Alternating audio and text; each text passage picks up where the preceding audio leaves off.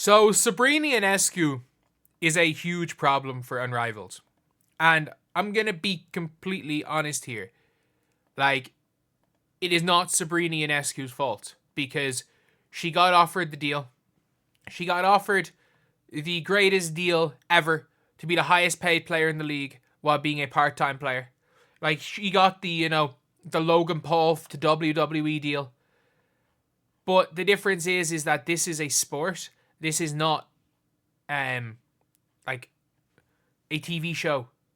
This is not scripted.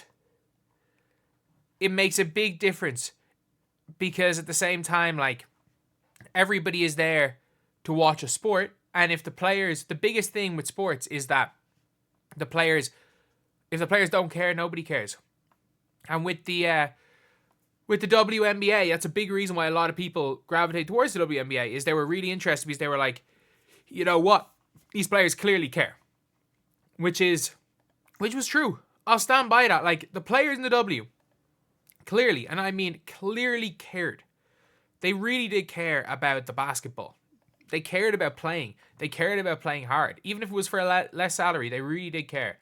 Whereas what we're seeing right now in Unrivaled is not ideal.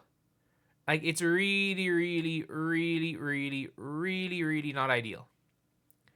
So I saw some posts, and basically it was saying, like, you know what? Like, this was already known. Like, it was already known that Sabrina Ionescu was going to be missing games. It was all like that. This was already known. Like, these prior commitments, they already knew it. And whatever about her missing these games, I don't hate it that much. But the fact right before skipping out, she has basically said, you know what, Unrivaled, I don't care about Unrivaled. I don't care about this league. I'm not locked in. No, if you are Unrivaled, why would anyone want to watch if you are letting the players say they don't care? Like, you better believe in any, like, let's just say when the NBA was at its peak with David Stern there, maybe Adam Silver would let them away with it.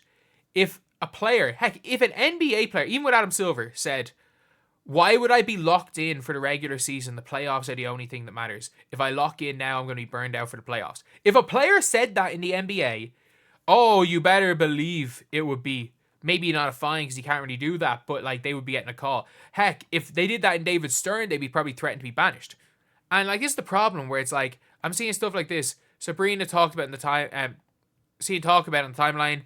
Part of her deal was agreeing, you don't get the shade. Like, someone said, this is something the league, if it's going to be successful, they're going to need to contend with because we want these ones to be booked and busy with brand deals. She's not the only person. And this is 2 months. This is literally 2 months. If players cannot work around their schedule to show up for 2 months of basketball, like nobody in the WNBA has not been particularly successful from a viewership standpoint. It hasn't been up until the last 12 months. It just hasn't. Objectively speaking, it has not been from a viewership standpoint. And the players, if a player, like, they literally made rules so that players couldn't show up 1 week, couldn't show up late to preseason. They stopped letting players play overseas, basically, in certain countries because they were showing up 1 to 2 weeks late. For preseason, not even for the season. They had to put a stop to that with prioritization rules. So the WNBA have all of these things, have all of these rules in place to make sure that the players are there and playing. And they're like, Unrivaled need to do this. So what happens if, Unrivaled, they're talking about expanding and everything? And what happens if, I don't know, Angel Reese gets some huge brand deal and she's gone for 3 weeks? Is it just like, okay, yeah, that's fine? No. Like, whatever league you are playing in basketball has to be your first priority or else don't play in it. Like, that's just my opinion. And I understand you can make money from all these other deals. And that's where it falls for Unrivaled. Because Sabrina Ionescu had all of these. They didn't need Sabrina Ionescu. They didn't. They could have just got someone that wanted to be there. Sabrina does not want to be there. It's very clear she does not want to be there. Or even if she does want to be there, she just wants to be there so that she can work out and like chill and play a little bit of kind of meaningless basketball. She doesn't want to actually try. So why would any fans watch? Because if Sabrina's got away with it this year, why would a player next year not, like all the other players in Unrivaled probably, all their business things, they probably built them around Unrivaled. Why would anyone else do that? And like, I saw this post and this one got me really angry. Unrivaled is a league of women for women owned by players who are playing the league. Being understanding of other time commitments, that some are working mothers, is in line with what they're trying to build. Not sure how folks get that.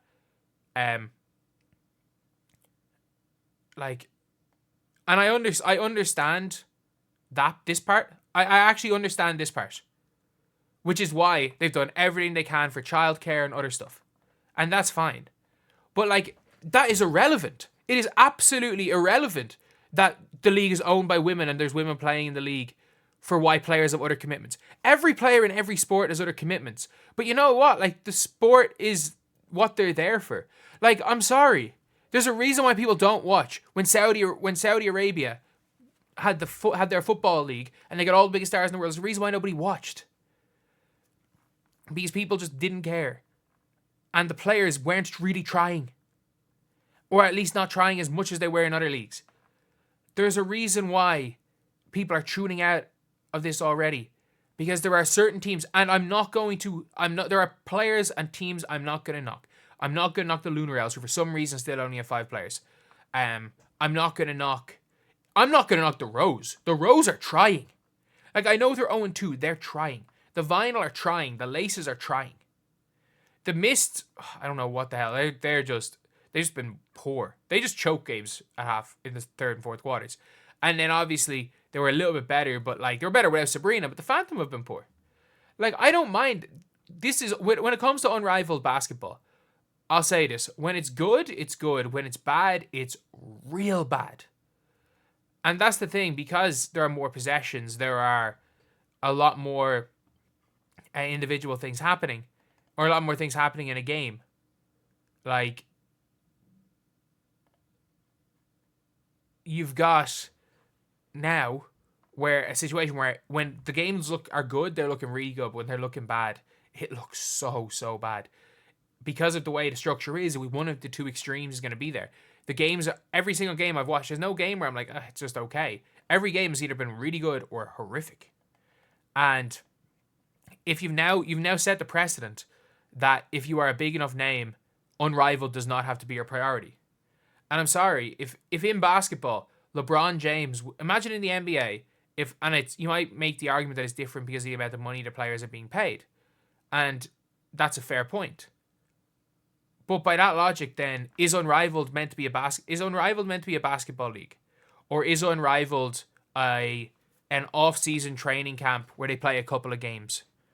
Because if Unrivaled is meant to be an off-season training camp for the next 3 years, where players can get paid a little bit of money, don't have to go overseas, and then in 4 years' time it'll be gone. Keep allowing the Sabrina Ionescu type contracts be a thing. Keep allowing it to be noticeable that the players don't care. And when I say the players, it is a small minority of players. The problem is in a 3-on-3 full court setting, it's very obvious the players that really want to win and the players that couldn't care less. And like, I get it with all the social media stuff and everything. And I'm cool with the players being buddy-buddy. A lot of people have a problem with the players being really buddy-buddy off the court. I really don't care. I think it's fine. Players are buddy-buddy as long as when the game is on, when it's there to be watched, we see them going all out. And the problem is that there's been players that haven't been going all out in this league. And you better believe if Sabrina Ionescu tried to pull what she was pulling right now for an overseas team, she'd have been fired. If Satu Sabli, as much as she's hitting shots, was playing with this current effort for Fenerbahce, she would have been cut. Like, there are other players, even just not off the top of my head, where it's like the effort's just level is just not where it should be. Stewie in game 1 looked really just half-assed. Like, these players, if they want the league to succeed, need to be playing as hard as the WNBA game. And you might be saying, oh, but like, it's their off season. It's an 8-month off season. I'm sorry, like, it is an 8-month off season. These players should have enough in them to try for 6 months of the year. 2 months of Unrivaled, 4 months of WNBA season. They only have to try for 6 months of the year. Even with this, you still have 6 months of off season.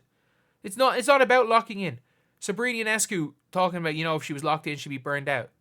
I'm sorry, like, she's playing 2 3v3 games a week. Lock in for 2 3-on-3 games a week. she can't even do that much.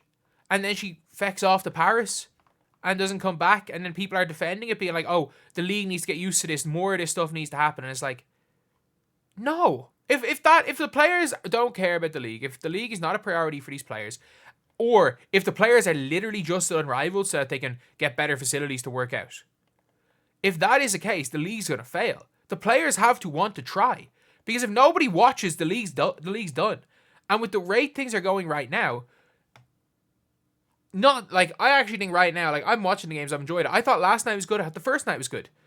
But we need more of that. We need more of that, because if we're getting bad games continuously because of a lack of effort from the players, that's the only thing that's gonna kill the league. So people complaining about fans being annoyed that Sabrina Ionescu doesn't care about the league. That's what fans should be. A fan of Unrivaled who wants to watch the games and is going to continuously be there should be annoyed that a player doesn't care about the league. They should be annoyed that a player is not playing. Just like NBA fans are annoyed at load management. Like, fans, if there's players missing games and stuff, fans are going to be annoyed in every other sport. And that's fine. Like, you can't gaslight fans of basketball to say, oh, it was already agreed, why is everyone so annoyed? If you are a fan, I'm sorry. If I'm a fan of Unrivaled, I don't care if Sabrina Ionescu has an agreement with Unrivaled that she can be a part-time player. As a fan, I'm still annoyed she's a part-time player. And that's something that can't happen next season. And the problem is I think they've already opened the floodgates to it, and I think there's going to be more part-time players on Unrivaled next year. And I really want Unrivaled to succeed. I don't see how it does. Like, I really don't see how in its current format.